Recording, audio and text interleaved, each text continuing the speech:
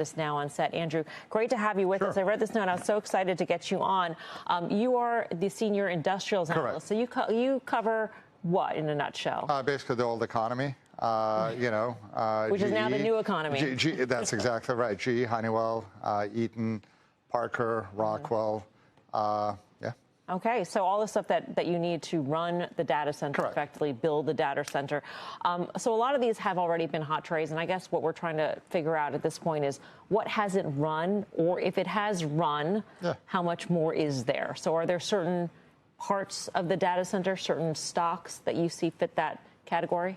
So look, I think what the street is missing is that before, right, the electrical stuff, the cooling stuff, they were basically commoditized, right? Generally, you go 10 years ago, average data center was maybe, I don't know, 10 megawatts, right? And it was running at 12 volts, and you had an HVAC system, you had electrical system off the rack. The big guys really wanted that reliability, so they would go to top player, but the reality is, nobody thought about it, right? Now an average data center is around 100 megawatts, right? The cost per megawatt is 50 million. So that's 5 billion enterprise. And all of a sudden, because NVIDIA has accelerated its product cycle, all of a sudden they're starting to do something very different with the rack. So all of a sudden, the HVAC system, the cooling system that you had before is not going to work.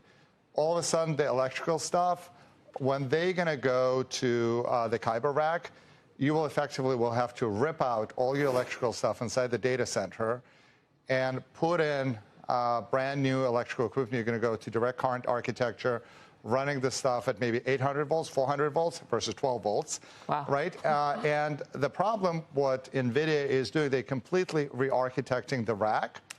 And all of a sudden, HVAC and electrical, which was an afterthought, right?